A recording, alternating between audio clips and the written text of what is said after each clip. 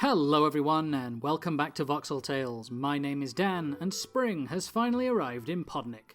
It chucked it down the other night and washed away most of the snow, so everything's looking much more green and alive and filled with possibilities. Of course, now the snow's gone, we can see all the holes we've got to fill. I don't even know how some of these got here. Look at that. How did that happen? Kind of been a creeper, they don't blow up in a wavy line. But hey, at least Iris's place is looking pretty nice without all the snow all over it. Might have to take a few glamour shots. Seriously though, there is so much left that needs sorting out. But anyway, what's the plan for today, you ask? Well, there's two things as it happens. Namely, this half-buried blaze igloo I saw, and this ugly mob grinder cube that I said I'd put a building around and then didn't. Primarily because I don't even want it to be here anymore. See, I've been doing some thinking, and it makes no sense at all for there to be a mob grinder in what will eventually, hopefully, be a picturesque village. And with that in mind, I've done a thing. I stayed up very late last night to get this finished for today's recording session. As you can see, I've used the chunk eater to clear us a nice big open space. And I've put in this rather posh black stone floor because I was feeling a bit extra. It's not entirely safe down here yet. Ha! But considering we're going to be keeping mob farms down here, it's kind of fitting.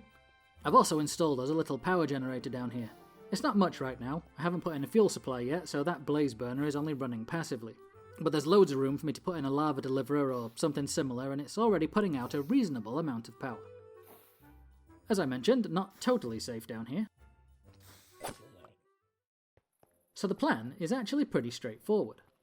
We're going to relocate the mob farm down into the grind cavern, and set up a blaze farm so we can get rid of the igloo. I want to make both farms out of glass because I like being able to see inside them, and to facilitate that I've converted the brick maker into a glass maker. Literally just needed to take the water out so the sand doesn't get washed before it hits the smelter. And now we have over 8,000 glass blocks ready to go. So let me just quick craft some of that into a supply of black stained glass and we'll get started. 1, 2, 3, 4, 5, 6, 7, 8, 9, 10, 11. Sorry, I couldn't remember how big this cube is. Alrighty, I reckon we'll put the mob grinder in this corner. Just get rid of this. Yeah, right here will do nicely. Just to be sure, I grabbed some cobble and started laying out the basic dimensions of the farm. Right, so that's the spawn chamber, and the kill chamber is going to branch off that. You know what, you don't need to watch me figure this out, just give me a sec. Progress has been made. Figured out it needs to be at least 3 blocks off the ground so the collection system can go in. Exactly like before, the mobs will be ferried over here by the belt and pulped by the crushing wheels. And then their drops will fall into the chutes and onto this belt down here. Thinking about it, that lower belt doesn't need to be as long as I've made it. Probably needs to be more like... yeah, that's more like it. Then we can put another shaft here, and one just there. Join those with a belt, and the drops can be moved over this way. Then we join those together with a gearbox, like so. And if I stick a crank on, let's... no, the other way. Ah, nope, the other one's going the wrong way. Easy to fix though. Just pop another gearbox here, shift the shaft over, and we shall try again. Happy trails with a cobble. Hey, there we go. So next we put this brass tunnel here so we can separate off any chunks of experience from all the other gubbins we'll be gathering. The experience is going to go onto this belt and then onto a disenchanter. And I believe a gearbox here will get the belt going the right way. Shall we do a test? We'll filter it with a glass block and then send one through with the crank.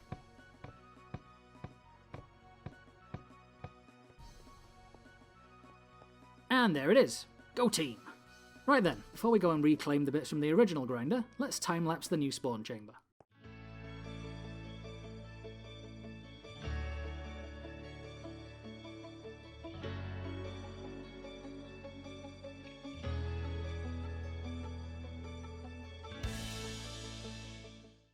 Time-lapse complete and we have ourselves a spawn chamber. So let's go to the old farm and harvest all the bits we're going to reuse. Of course, before we can do that, we need to shut this thing down, which we shall accomplish with the power of the sun. See, if we tear the roof off the spawn chamber, there'll be too high of a light level for the spawners to activate, and we won't get munched while we work. Which is always a plus in my book.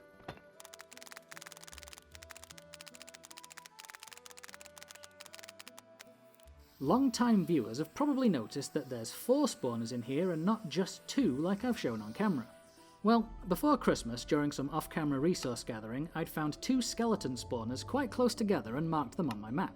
And after I swapped the deployers for crushing wheels, I figured it was high time I installed them into the farm. If I remember rightly, the episode was either running long or it was behind schedule. Either way, I ended up not using the footage and set it aside for when I inevitably had to explain why there were skeletons in the grinder.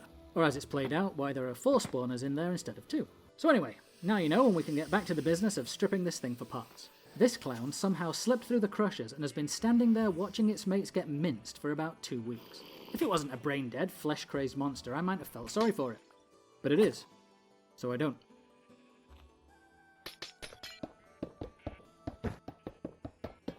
I'm going to assume future me is doing one of those mini time-lapse things to speed through this bit. Which is good, because as I've said before, it's a mess down here and it's kind of embarrassing, not gonna lie.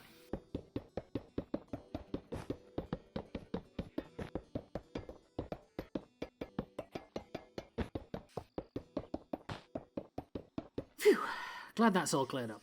I'll tell you what, let me finish up here, grab the last few bits we'll need and we can get on with the next bit. Sound good? Good. Right, back in the grind cavern, let me talk you through the plan. First, we're going to use the deep slate bricks from the old grinder to make a base layer for this one. There's no need for the bottom to be see-through because it's just going to be the kibe conveyors anyway. Speaking of those kibe conveyors, boom, done. It's like the boy's magic or something. Next, we set up the XP storage and it's going to be a lot less convoluted than the old one. We're just going to put a disenchanter here and we'll connect a pump to it. Pumping the right way, there's a good chap. And that's going to pump straight into a fluid tank. This tank can hold 32,000 millibuckets. I don't think I've ever had more than 4,000 millibuckets on hand at any one time, so this is probably going to be more than enough. But to be on the safe side, we'll double it, and if needs be, I'll add more to it later. And aside from running power to it, that's the entire XP system. 3 components and a belt. That's gotta be worth a subscribe. Next we'll get these crushing wheels in where they need to go. And we're going to need a gearbox beneath to run them. There we go. Same again on the other side. Beautiful. As for all the other drops, we'll collect them in this diamond chest we've got going spare from the basement refit. And we'll put a funnel on there so stuff can actually get in. And again, that's just about it besides power. Oh, actually there is one more thing, we need to set a filter for the XP chunks. And fill this hole I missed somehow. Better. So I zipped over to the power station and ground up a couple of redstone ores for XP nuggets. Came back and set the filter. Ah, you cheeky little bleeder.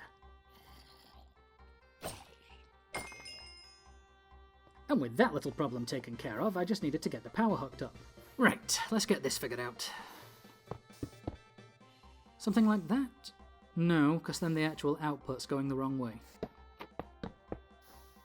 And now it's up too high. There, that's better. Okay, that's the XP bit connected. And it's working. Oh, that's powered on both those belts. Bonus. And... oh, well that's not what I expected, but it's all going the right way, so I'll take it. So now you're going, but the other 2 aren't. He's okay. I fix. And there we go, all hooked up and ready to go. Let's see how fast we can get this thing cranking.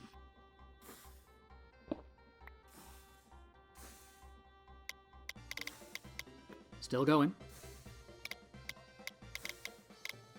Still going. And it's overstressed.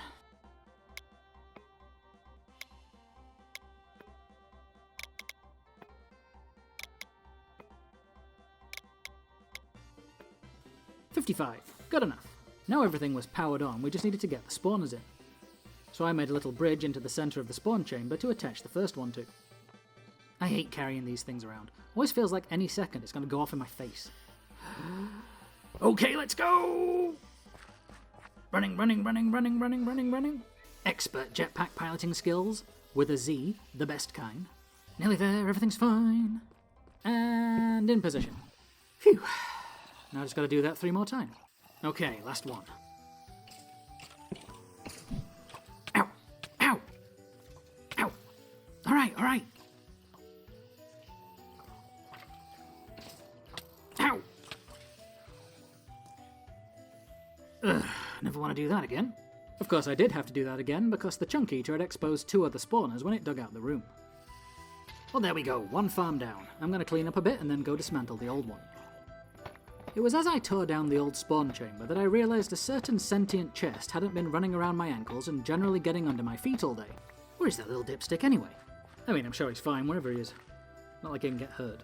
Heck, if I could train him to do what he's told for more than 3 seconds at a time, he might run the risk of being properly useful. All the same, when he hadn't turned back up again by nightfall, I started to get worried.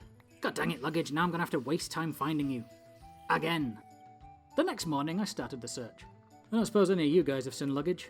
No, Dan, we've been too busy serving the Dark Lord. Fair dues. Wait, what? Nothing? I tried the warehouse next. I don't see him. Nope. Hey, Team Badger Pelican, have you seen Luggage? Well, you would say that. How about you, big guy? Seen Luggage? Me check. No, me not see him. Thanks, buddy. I checked the Amethyst Geode, the Nether, because he has a habit of wandering off there. I even checked the storage system in case I'd accidentally filed him. But no. I asked around town. Tom, you've not seen Luggage, have you? No, sorry, Dan, I haven't. No, well, thanks anyway. I'm sure he'll turn up. Of course, good luck. Iris, can I check your greenhouse? I've lost Luggage again. Sure. I've not seen him around, though. Ta.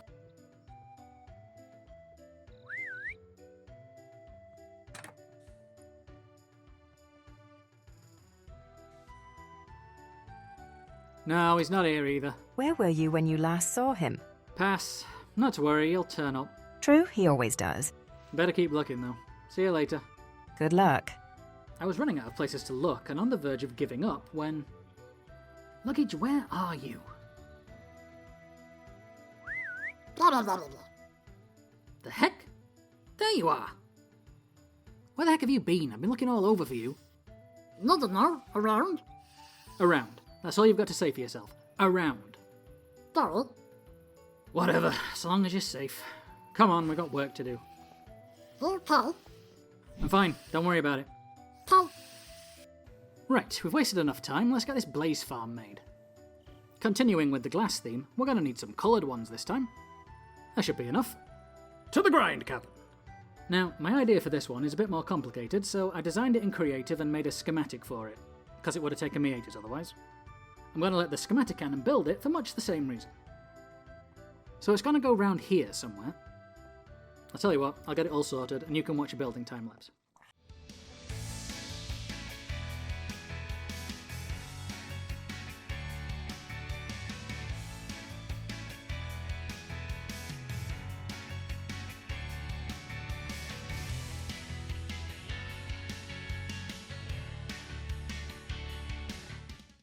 Ta-da! Isn't he cute? Hang on, why didn't it do the brown bits? Oh, because I didn't actually put any in the chest. Honestly, I'd forget my head if it wasn't screwed on. Give me a minute.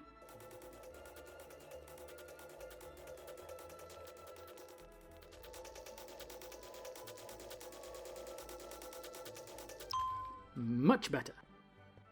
So, this farm is going to be very straightforward. Basically just a spawner in here and some conveyors making sure they get dropped into this hole in the middle. So, I'll get it built and I'll see you in a sec. A few minutes later and it's ready for the spawner to go in. Just need to put in an access hatch. Are you sure about that? What? What do you mean? I'm saying nothing. Anyway, I'm going to replace this orange glass block here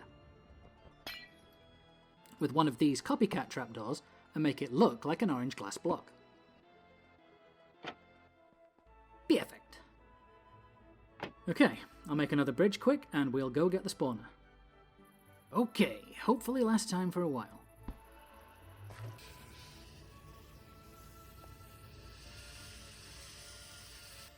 This is gonna suck.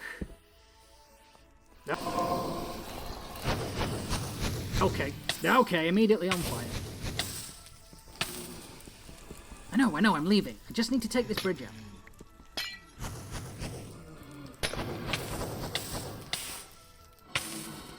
Okay, I'm going.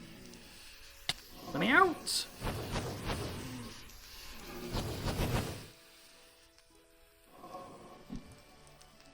Ah, I'm stuck on the hatch.